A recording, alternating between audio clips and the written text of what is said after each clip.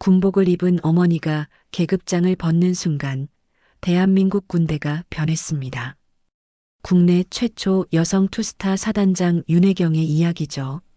아들의 참혹한 상처를 본 그 순간부터 시작된 진실과의 싸움. 조직의 벽과 권력의 압박 속에서도 굴복하지 않은 한 어머니의 용기. 오늘은 정의를 위해 모든 것을 걸었던 윤혜경 사단장의 실화를 들려드리겠습니다. 잠시만요. 어디서 듣고 계신가요? 구독과 좋아요 부탁드립니다. 그럼 오늘의 이야기 시작하겠습니다. 윤혜경 사단장이 신병교육대 면회실 문을 열던 그 순간을 잊을 수 없습니다. 22살 아들 태준이 앉아있는 모습을 보자마자 혜경의 다리에 힘이 빠졌죠. 왼쪽 눈가에 시퍼런 멍이 들어있고 오른쪽 광대뼈 위로는 아직 아물지 않은 상처가 선명했습니다. 태준아. 혜경이 떨리는 목소리로 아들의 이름을 불렀지만 태준은 고개를 들지 못했어요. 깁스가 된 왼쪽 팔목을 오른손으로 감싸 안고 있는 모습이 얼마나 초라해 보이던지 평소 활발하고 밝았던 아들의 모습은 온데간데 없었죠. 무슨 일이 있었던 거니? 혜경이 의자를 당겨 앉으며 조심스럽게 물었습니다. 하지만 태준은 입술만 파르르 떨 뿐 아무 말도 하지 않았어요. 눈빛에는 공포가 가득했죠. 마치 누군가를 무서워하는 것처럼 말이에요. 이상했습니다. 혜경이 알던 태준은 어려서부터 무엇이든 엄마에게 솔직하게 털어놓던 아이였거든요.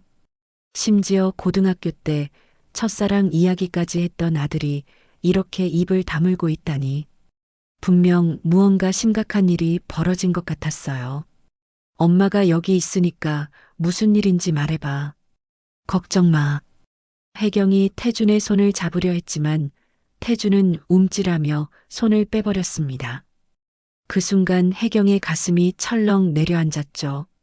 자신의 아들이 엄마인 자신조차 무서워하고 있다는 걸 깨달았거든요. 면회 시간 30분 내내 태준은 거의 말을 하지 않았어요. 겨우 괜찮다는 말만 몇 번 반복했을 뿐이죠. 하지만 혜경의 눈에는 모든 게 괜찮지 않아 보였습니다. 아들의 상처가 단순한 사고로 생긴 게 아니라는 확신이 들었어요. 면회를 마치고 나오는 길에 혜경은 태준의 동기 몇 명을 만났습니다. 그들에게 태준의 상황을 물어봤지만 모두들 시선을 피하며 잘 모르겠다는 대답만 했죠. 이상한 건 그들의 표정이었어요. 마치 무언가 숨기고 있는 것 같았거든요. 그날 밤 혜경은 잠을 이룰 수 없었습니다. 아들의 상처가 머릿속에서 떠나지 않았어요. 20년 넘게 군인으로 살아오면서 수많은 사고와 부상을 받지만 오늘 본 태준의 상처는 달랐습니다. 패턴이 이상했거든요. 얼굴 양쪽에 균등하게 있는 멍, 특정 부위에만 집중된 상처들. 이건 분명 누군가가 의도적으로 가한 폭력의 흔적이었어요. 다음 날 아침 혜경은 결심했습니다. 사단장이라는 계급을 떠나 한 사람의 어머니로서 진실을 밝혀내겠다고 말이죠. 하지만 그때만 해도 이 일이 얼마나 큰 파장을 불러일으킬지는 몰랐습니다. 혜경이 신병교육대 부대장 백문기 중령의 사무실 문을 두드린 건 면회 다음 날 오전이었습니다. 백문기는 혜경을 보자마자 예의 바른 미소를 지으며 맞았지만 그 미소가 어딘지 어색해 보였어요. 사단장님께서 직접 오시다니 영광입니다. 백문기가 공손하게 인사했지만 혜경은 바로 본론으로 들어갔죠. 제 아들 태준이의 상처에 대해 정확한 설명을 듣고 싶습니다. 혜경의 목소리는 단호했어요. 하지만 백문기의 대답은 예상했던 그대로였죠. 훈련 중에 발생한 안타까운 사고입니다. 장애물 통과 훈련에서 균형을 잃고 넘어지면서 다쳤거든요. 백문기는 준비된 듯 매끄럽게 설명했습니다. 하지만 혜경은 고개를 저었어요. 중령님, 저도 20년 넘게 군인으로 살아왔습니다. 사고로 생긴 상처와 폭행으로 생긴 상처를 구분할 줄은 알아요. 혜경의 말에 백문기의 표정이 순간 굳어졌죠. 사단장님, 그런 말씀을 하시면 곤란합니다. 저희가 거짓말을 할 이유가 있겠습니까? 백문기는 당황한 기색을 감추려 했지만 혜경의 예리한 눈을 속일 수는 없었어요. 혜경은 백문기에게 사고 당시의 정확한 상황, 목격자들의 진술, 그리고 의료진의 소견서를 요구했습니다. 하지만 백문기는 개인정보 보호 운운하며 제대로 된 자료를 제공하지 않았어요. 오히려 부모님께서 너무 걱정하시는 것 같다며 혜경을 달래려 했죠. 그날 오후 혜경은 태준의 동기들을 따로 만나봤습니다. 하지만 결과는 마찬가지였어요. 모두들 입을 닫고 모른다는 대답만 반복했죠.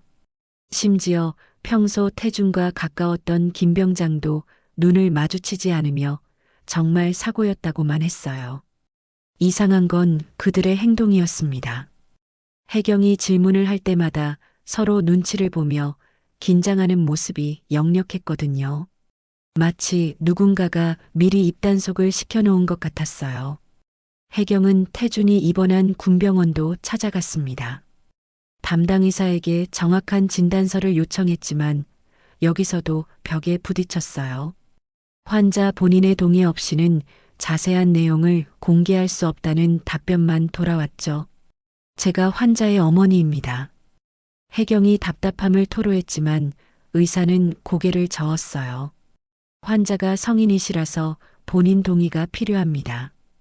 규정을 핑계로 대며 혜경을 돌려보냈죠. 그날 저녁 혜경은 다시 태준을 만났습니다. 이번에는 좀 더 구체적으로 물어봤어요. 태준아, 누가 그랬니? 엄마한테 솔직하게 말해봐. 하지만 태준은 여전히 고개만 저었습니다. 정말 사고였어요, 엄마. 태준의 목소리에는 두려움이 섞여 있었어요. 마치 누군가가 듣고 있을까봐 걱정하는 것 같았죠. 혜경은 태준의 손을 꼭 잡으며 말했습니다. 태준아, 엄마가 널 지켜줄게. 무서워하지 마. 하지만 태준은 여전히 입을 열지 않았어요. 그 순간 혜경은 깨달았습니다. 아들이 무언가 큰 위협을 받고 있다는 걸 말이죠. 면회를 마치고 돌아오는 길에 혜경의 머릿속은 복잡했습니다. 분명 무언가 조직적인 은폐가 이뤄지고 있었어요. 하지만 그 배후에 누가 있는지, 왜 이런 일이 벌어진 건지는 아직 알 수 없었죠. 혜경은 결심했습니다. 반드시 진실을 밝혀내겠다고 말이에요. 태준을 만난 지 일주일째 되던 날 드디어 돌파구가 생겼습니다. 태준이 혜경에게 작은 수첩 하나를 슬쩍 건넨 거예요. 엄마, 이거 혹시 모르니까 가져가세요. 태준의 목소리는 떨리고 있었죠. 수첩을 받아든 혜경은 그 자리에서 바로 펼쳐보지 않았어요. 태준의 표정이 너무 불안해 보였거든요. 집에 돌아가서 혼자 있을 때 보겠다고 했죠. 태준은 안도의 표정을 지으며 고개를 끄덕였습니다.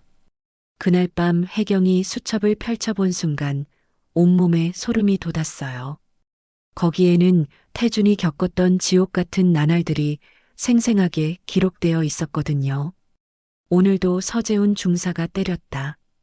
이유는 세면대 청소가 마음에 안 든다는 것이었다. 얼굴을 주먹으로 2대 맞고 배를 발로 찼다. 아파서 신음소리가 나오니까 소리 지르면 더 맞는다고 협박했다. 혜경의 손이 떨렸습니다. 태준의 글씨는 고통스러워 보였어요. 잉크가 번진 곳들이 있었는데 아마 눈물 때문이었을 거예요. 서재훈 중사가 말했다. 너 엄마가 사단장이라고? 여기서는 내가 왕이야. 누구한테 고자질해봐라. 내 뒤에 누가 있는지 알면 깜짝 놀랄걸? 무슨 뜻인지 모르겠지만 무서웠다. 수첩을 넘길 때마다 혜경의 분노가 치밀어 올랐습니다. 서재훈이라는 중사가 체계적으로 태준을 괴롭혔다는 게 명확했거든요. 그것도 혜경이 사단장이라는 사실을 알면서도 말이에요. 오늘은 다른 간부들도 봤는데 모른 채 했다. 김 상사는 아예 고개를 돌렸고 박 하사는 너 때문에 부대 분위기 안 좋아진다고 했다. 나만 이상한 건가? 혜경은 수첩을 읽으면서 울음이 나왔어요. 아들이 얼마나 외롭고 무서웠을지 상상이 되거든요. 그런데 더 충격적인 내용이 나왔습니다. 서재훈 중사가 자랑했다. 자기 삼촌이 육군 참모차장이라고. 이상규 중장님이 삼촌이래. 그래서 여기서는 자기가 건드릴 수 없는 존재라고 했다. 정말일까? 혜경은 깜짝 놀랐어요. 이상규 참모차장이라면 자신보다 훨씬 높은 서열의 인물이었거든요. 혹시 이 사건 뒤에 그런 배경이 있는 건 아닐까 싶었죠. 수첩의 마지막 페이지에는 이런 글이 적혀 있었어요. 더 이상 견딜 수 없다. 매일 맞고 있다. 다른 신병들도 알고 있지만 모두 무서워한다. 서재훈 중사가 고자질하면 전체 기합이라고 협박하거든. 엄마한테 말하고 싶지만 엄마가 나 때문에 곤란해질까봐 걱정된다. 하지만 이 상황이 계속되면 정말 큰일 날 것 같다. 혜경은 수첩을 덮고 한참을 앉아 있었어요. 분노와 죄책감이 동시에 밀려왔거든요. 자신이 사단장이라는 지위에 있으면서도 아들을 지켜주지 못했다는 자책감이 컸죠. 다음 날 혜경은 곧바로 육군본부에 정식 진정서를 제출했습니다. 태준의 일기장을 증거로 첨부하면서 철저한 조사를 요구했어요. 하지만 며칠 후 돌아온 건 예상치 못한 소식이었죠. 윤혜경 준장님, 오히려 직권 남용 혐의로 조사를 받으셔야 할 것 같습니다. 감찰관의 말에 혜경은 어이가 없었어요. 아들의 폭행 사건을 신고했더니 오히려 자신이 조사 대상이 된 거죠. 무슨 소리입니까? 제가 뭘 잘못했다는 겁니까?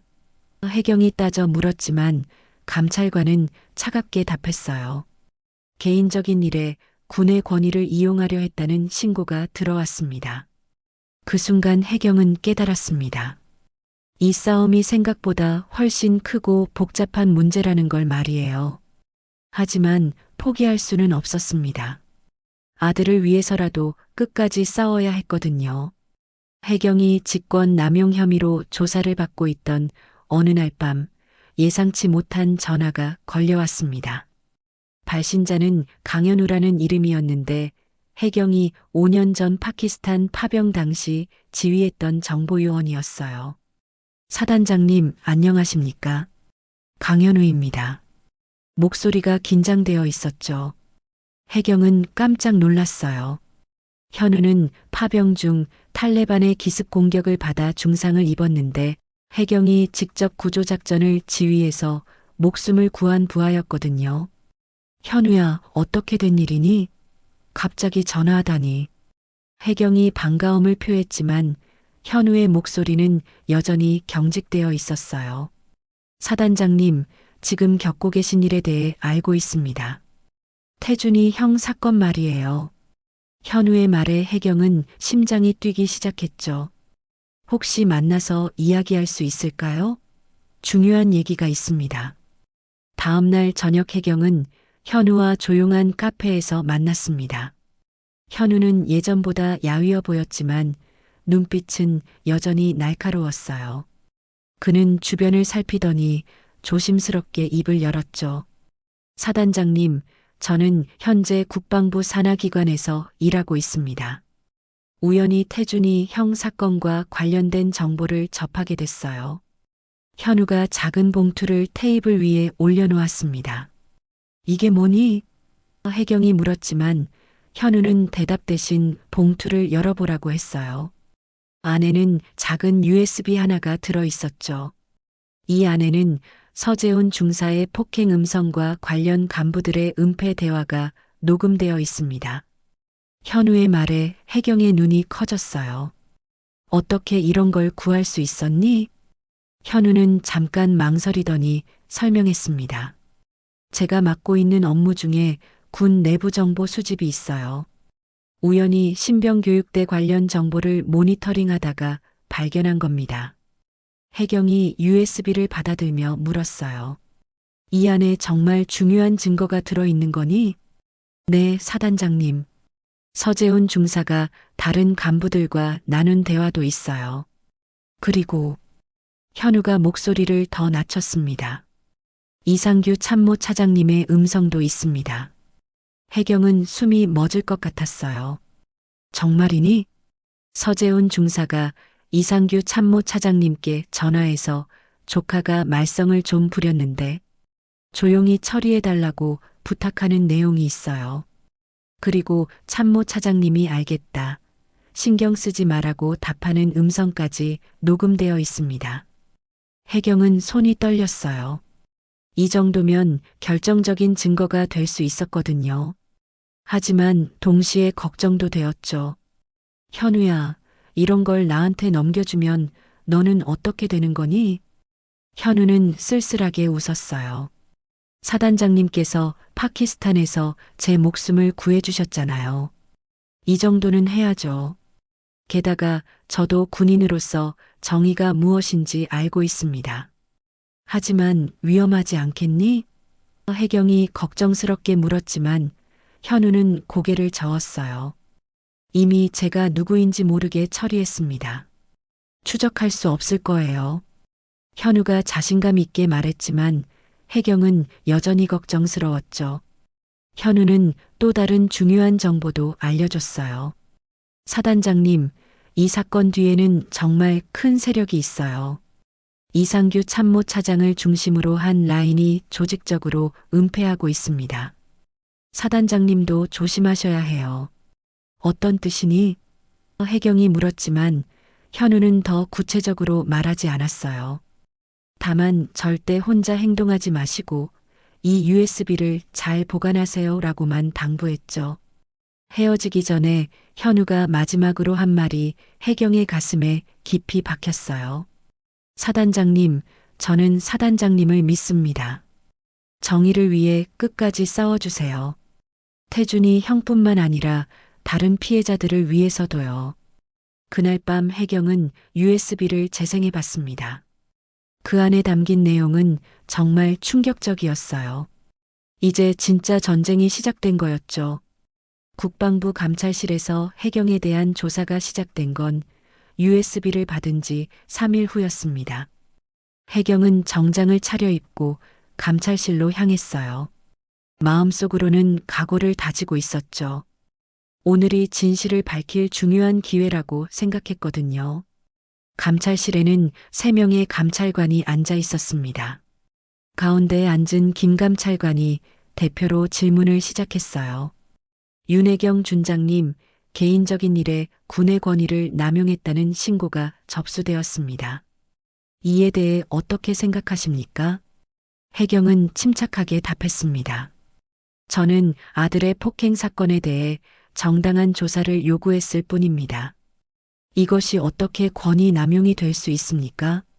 하지만 준장님께서는 신병교육대 부대장에게 압력을 가했다고 들었습니다.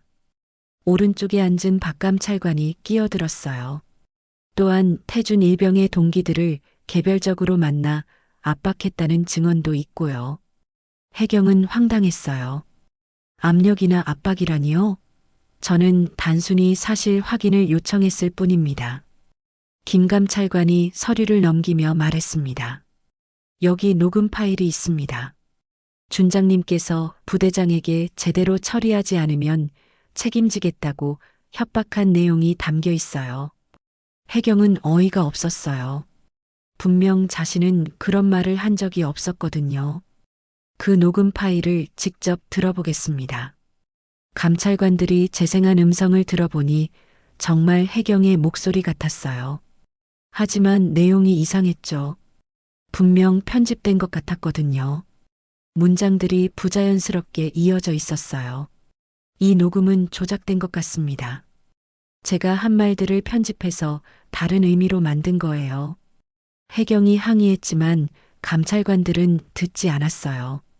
준장님, 증거를 조작이라고 하시면 곤란합니다. 박감찰관이 차갑게 말했죠. 오히려 더 큰 문제가 될 수 있어요. 2시간 동안 계속된 조사는 해경에게 불리하게만 흘러갔습니다. 감찰관들은 마치 결론을 정해놓고 신문하는 것 같았어요. 해경이 무엇을 말해도 트집을 잡았죠. 그때 해경은 결심했습니다. 현우가 준 USB를 꺼낼 때가 온 거였어요. 감찰관님들, 저에게도 증거가 있습니다. 해경이 USB를 꺼내자 감찰관들의 표정이 변했어요. 이게 뭡니까? 제 아들을 폭행한 서재훈 중사의 음성과 이 사건을 은폐하려는 고위 간부들의 대화가 녹음되어 있습니다. 해경의 목소리는 단호했어요. 김 감찰관이 당황하며 말했습니다. 그런 자료를 어떻게 구하신 겁니까? 불법적인 방법은 아니죠? 합법적으로 취득한 자료입니다. 직접 들어보시죠. 해경이 USB를 감찰관에게 건네자 분위기가 급변했어요. 첫 번째 파일이 재생되자 감찰실의 서재훈의 목소리가 울려 퍼졌습니다. 이 새끼들아, 누가 고자질하면 다 죽는다. 특히 윤태준, 너 엄마가 사단장이라고? 여기선 내가 왕이야. 폭언과 함께 때리는 소리까지 선명하게 들렸어요. 감찰관들의 얼굴이 굳어졌습니다. 특히 2번째 파일이 재생됐을 때는 완전히 침묵했어요. 이상규 참모차장의 목소리가 나왔거든요. 재훈아, 걱정하지 마라. 삼촌이 다 처리해 줄게. 그 여자 사단장 감히 우리 가문에 덤비려고? 가만 안 둬. 참모차장의 음성은 분명했습니다. 김 감찰관이 당황하며 재생을 멈췄어요. 이것이 정말 진짜입니까? 음성 분석을 해보시면 확인할 수 있을 겁니다. 해경이 자신 있게 답했죠. 이제 진실이 무엇인지 아시겠습니까? 3번째 파일에서는 백문기 부대장과 다른 간부들이 사건을 은폐하려고 모의하는 대화가 나왔어요. 윤 사단장이 계속 파고들면 문제가 커진다. 일단 태준이를 다른 부대로 전속시키고 관련자들 입단속부터 하자. 감찰실의 분위기가 완전히 바뀌었습니다. 해경을 조사하던 감찰관들이 오히려 위축되어 보였어요. 박 감찰관이 조심스럽게 물었습니다. 준장님, 이 자료를 언제부터 가지고 계셨습니까? 며칠 전에 받았습니다. 정의감 있는 분이 제공해 주셨어요. 해경은 현우의 신원을 밝히지 않았죠. 마지막 파일에서는 서재훈이 다른 신병들을 협박하는 음성도 나왔어요. 누구든 고자질하면 전체 기합이다. 내 뒤에 누가 있는지 알면 깜짝 놀랄 거야. 참모차장이 내 삼촌이라고. 김 감찰관이 한숨을 쉬며 말했습니다. 이 정도면 전면적인 재조사가 필요할 것 같습니다. 당연히 그래야죠. 제가 지금까지 말한 게 모두 사실이었다는 게 증명됐잖아요. 해경의 목소리에는 분노가 섞여 있었어요. 하지만 감찰관들은 여전히 조심스러워했습니다. 준장님, 이 사안이 워낙 민감해서 상부에 보고 후 결정하겠습니다. 해경은 실망했어요. 결정적 증거를 제시했는데도 즉시 조치를 취하지 않는 모습이 답답했거든요. 언제까지 기다려야 합니까? 일주일 정도 시간을 주시기 바랍니다. 김 감찰관의 답변에 해경은 고개를 저었어요. 일주일이면 증거 인멸할 시간이 충분하겠네요. 해경이 비꼬자 감찰관들은 말문이 막혔죠. 그날 조사를 마치고 나온 해경의 마음은 복잡했습니다. 결정적 증거를 제시했지만 여전히 조직의 벽은 높아 보였어요. 하지만 포기할 수는 없었죠. 이제 다른 방법을 생각해야 할 때였습니다. 감찰실 조사가 끝난 지 이틀 후 해경에게 예상치 못한 연락이 왔습니다. 이상규 참모차장의 비서관이 직접 전화를 건 거였어요. 준장님, 참모차장님께서 내일 오후 2시에 뵙자고 하십니다. 해경은 긴장했어요. 드디어 직접 대면하게 되는 건가 싶었죠. 어디서 만나자고 하시나요? 용산 국방부 참모 차장실입니다. 중요한 말씀이 있으시다고 하네요. 비서관의 목소리는 공식적이었지만 어딘지 차가운 느낌이 있었어요. 다음 날 해경은 정장을 갖춰 입고 국방부로 향했습니다. 참모 차장실 앞에 서니 마음이 두근거렸어요. 이상규는 군에서 막강한 권력을 가진 인물이었거든요. 하지만 해경은 두려워하지 않았습니다. 진실이 자신의 편이라고 믿었거든요. 이상규 참모 차장은 50대 후반의 위험 있는 인물이었어요. 회색 머리를 깔끔하게 넘긴 모습이 전형적인 군 고위층 스타일이었죠. 해경이 들어서자 일어나서 악수를 청했습니다. 윤혜경 준장, 수고가 많습니다. 이상규의 말투는 정중했지만 눈빛은 차가웠어요. 참모 차장님, 바쁘신 중에 시간 내주셔서 감사합니다. 해경도 예의를 지키며 인사했죠. 이상규가 소파를 가리키며 앉으라고 했어요. 그리고는 차를 한 잔 따라주면서 본론을 꺼냈습니다. 준장님, 최근 있었던 일로 고생이 많으셨을 것 같습니다. 어떤 일을 말씀하시는 건가요? 해경이 물었지만 이상규는 빙글빙글 돌려서 말했어요. 젊은 군인들이 훈련받으면서 크고 작은 사고가 생기는 건 어쩔 수 없는 일이죠. 하지만 그것을 크게 만들 필요는 없지 않겠습니까? 이상규의 말에 해경은 바로 알아차렸어요. 태준의 사건을 축소하려는 의도였거든요. 참모 차장님, 제 아들이 당한 건 단순한 사고가 아닙니다. 조직적인 폭행이었어요. 해경이 단호하게 말하자 이상규의 표정이 미묘하게 변했죠. 준장님, 그런 식으로 접근하시면 모두에게 손해입니다. 이상규가 찻잔을 내려놓으며 말했어요. 군 조직의 명예도 실추되고 준장님의 앞날에도 도움이 안 될 겁니다. 해경은 이상규의 말이 협박이라는 걸 느꼈어요. 제 앞날보다는 정의가 더 중요합니다. 정의라. 이상규가 웃었어요. 하지만 그 웃음은 전혀 따뜻하지 않았죠. 준장님, 세상 일이 그렇게 단순하지 않습니다. 특히 군대는 더욱 그렇고요. 이상규가 자리에서 일어나 창가로 갔어요. 그리고는 등을 돌린 채 말했습니다. 준장님께서 가지고 계신 그 음성 파일 말입니다. 불법적으로 취득한 자료 아닙니까? 해경은 깜짝 놀랐어요. 이상규가 USB 존재를 알고 있다는 뜻이었거든요. 합법적으로 취득한 자료입니다. 과연 그럴까요? 이상규가 돌아서며 해경을 똑바로 쳐다봤어요. 군사기밀을 무단으로 녹음하고 유포한 사람은 처벌받을 수도 있습니다. 그 음성 파일이 군사기밀입니까? 폭행과 은폐를 기록한 증거일 뿐인데요. 해경이 맞받아치자 이상규는 한숨을 쉬었어요. 준장님, 제가 좋게 말씀드리는 겁니다. 이상규의 목소리가 낮아졌어요. 이 일을 계속 추진하시면 준장님만 손해입니다. 진급은 물론이고 전역 후 진로에도 영향을 줄 수 있어요. 해경은 분노가 치밀어 올랐어요. 지금 저를 협박하시는 겁니까? 협박이 아니라 충고입니다. 이상규가 다시 자리에 앉으며 말했어요. 저는 준장님의 경력을 아깝게 생각해서 하는 말입니다. 경력보다 중요한 게 있습니다. 제 아들과 다른 피해자들을 위한 정의 말이에요. 해경의 목소리는 떨리지 않았어요. 이상규가 마지막 카드를 꺼냈습니다. 그럼 이렇게 하시죠. 태준 일병을 좋은 부대로 전속시켜 드리겠습니다. 그리고 준장님께는 국방부 직할 부서로 영전 기회를 드리고요. 해경은 어이가 없었어요. 회유와 협박을 동시에 하고 있는 거였거든요. 안 됩니다. 가해자들이 처벌받아야 해요. 참 고집이 세시네요.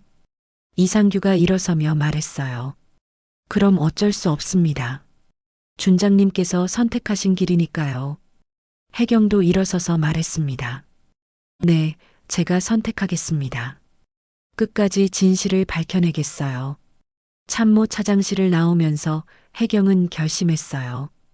이제 정말 마지막 카드를 써야 할 때라고 생각했죠. 언론의 힘을 빌려야겠다고 말이에요. 이상규와의 만남 이후 혜경은 깊은 고민에 빠졌습니다. 조직 내에서는 더 이상 해결책을 찾을 수 없다는 걸 깨달았거든요. 그때 혜경이 생각해낸 건 언론이었어요. 진실을 세상에 알리는 것만이 마지막 방법이라고 생각했죠. 혜경은 오래전부터 알고 지낸 민 기자에게 연락했습니다.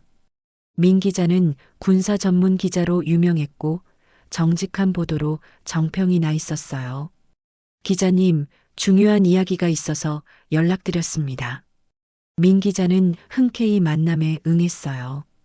다음 날 조용한 카페에서 만난 혜경은 모든 상황을 자세히 설명했습니다.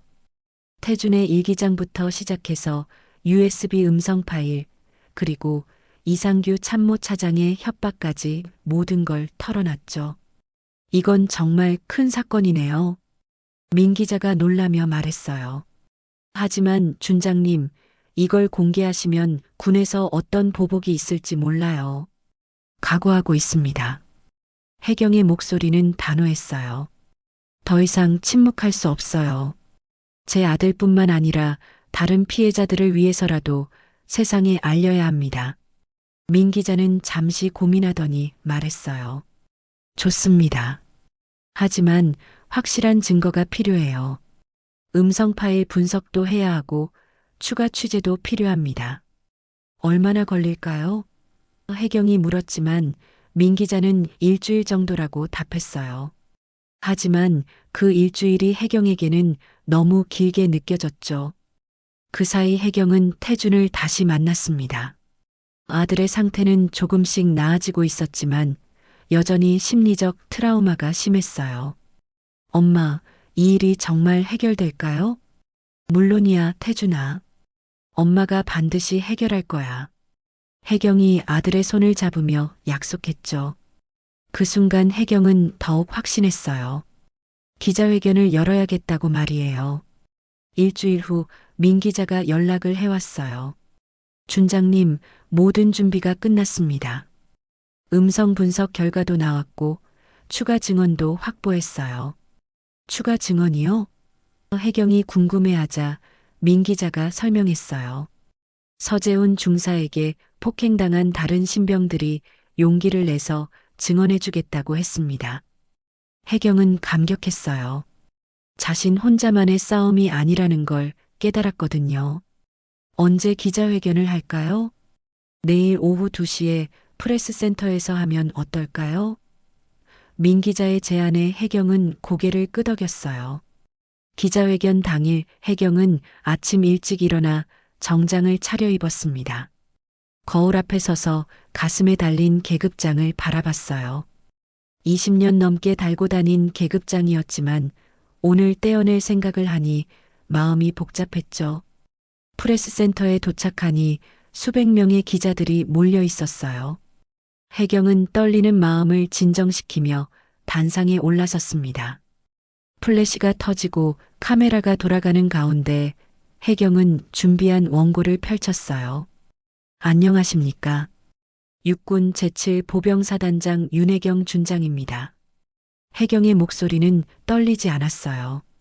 오늘 이 자리에 선 이유는 군 내부에서 일어난 심각한 인권 침해 사건을 고발하기 위해서입니다. 기자들이 숨을 죽이고 들었어요. 혜경은 차근차근 설명해 나갔습니다. 태준의 폭행 사건부터 조직적 은폐, 그리고 고위층의 개입까지 모든 걸 낱낱이 공개했죠. 이것이 제 아들의 일기장입니다. 혜경이 수첩을 들어보이자 기자들이 일제히 사진을 찍었어요. 그리고 이것이 결정적 증거입니다. USB를 재생하자 홀에 서재훈의 폭언이 울려 퍼졌어요. 이어서 이상규 참모 차장의 음성이 나오자 기자들이 웅성거렸죠. 혜경은 마지막으로 가장 중요한 말을 했습니다. 저는 오늘부로 제 계급장을 벗겠습니다. 혜경이 가슴에서 계급장을 떼어내는 순간 플래시가 더욱 강렬하게 터졌어요. 저는 더 이상 사단장이 아닌 정의를 위해 싸우는 한 사람의 어머니로 서겠습니다.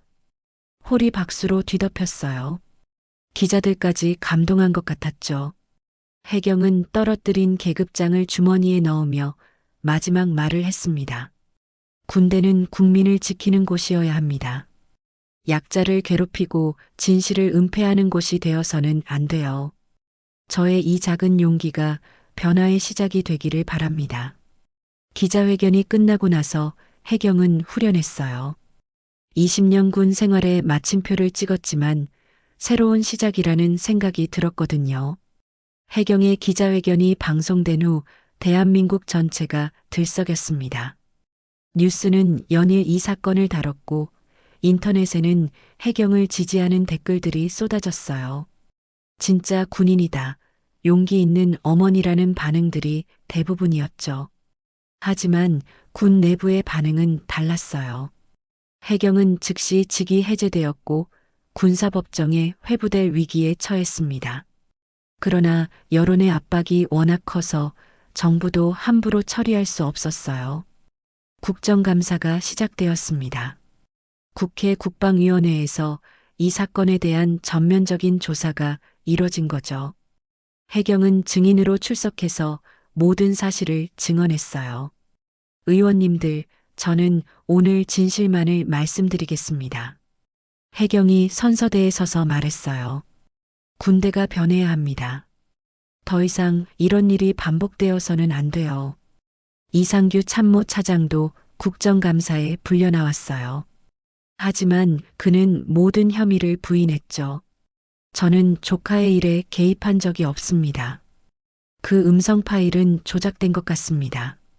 하지만 국과수의 정밀 분석 결과 음성 파일이 진짜라는 결론이 나왔어요.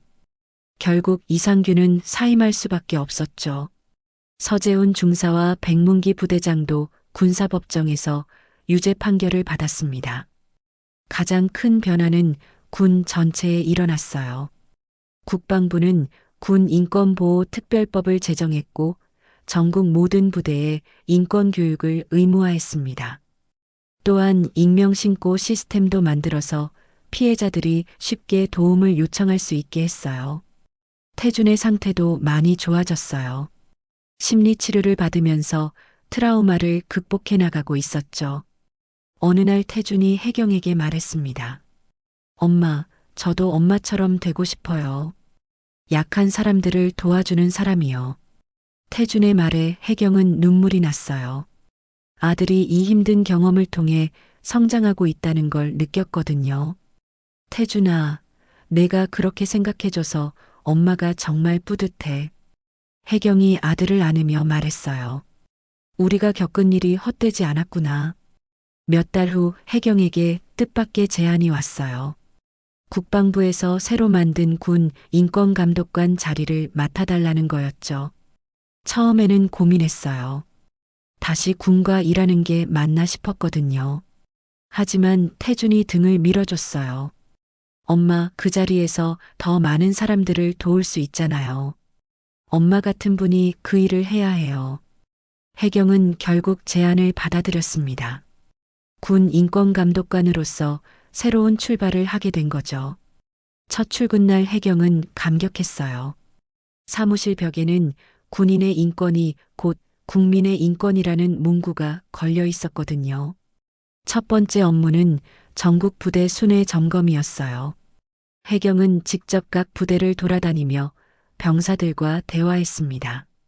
여러분, 억울한 일이 있으면 언제든 신고하세요. 제가 책임지고 해결해 드리겠습니다. 어느 부대에서 만난 한 신병이 해경에게 말했어요. 감독관님, 저희들에게는 희망이에요. 감독관님 같은 분이 있어서 안심이 됩니다. 그날 밤 해경은 일기를 썼어요. 오늘 처음으로 내가 옳은 길을 걸어왔다는 확신이 들었다. 태준이의 고통이 다른 누군가의 희망이 되었다는 것이 너무 뿌듯하다. 1년 후 해경의 사무실에는 감사 편지들이 가득했어요. 도움을 받은 병사들과 그 가족들이 보낸 것들이었죠. 그 중에서 가장 기억에 남는 건 어느 어머니가 보낸 편지였어요. 감독관님 덕분에 제 아들이 웃을 수 있게 되었습니다. 감독관님의 용기가 우리 아이들을 구했어요. 정말 감사합니다. 혜경은 그 편지를 읽으며 생각했어요. 계급장을 벗던 그날의 선택이 틀리지 않았다고 말이에요. 때로는 지위보다 더 중요한 게 있다는 걸 깨달았거든요. 태주는 대학에 진학해서 사회복지학을 전공하고 있었어요. 엄마, 저도 약한 사람들을 도와주는 일을 하고 싶어요. 태준의 꿈을 들으며 혜경은 흐뭇했습니다. 지금도 혜경은 군 인권감독관으로서 바쁜 하루하루를 보내고 있어요. 가끔 힘들 때도 있지만 자신의 선택을 후회하지 않습니다. 계급장보다 소중한 것이 있다는 걸 알았거든요. 바로 정의와 용기, 그리고 사랑이었죠. 이번 이야기는 여기까지입니다. 귀한 시간 봐주셔서 감사드립니다. 저에게도 귀한 구독과 좋아요 부탁드립니다. 감사합니다.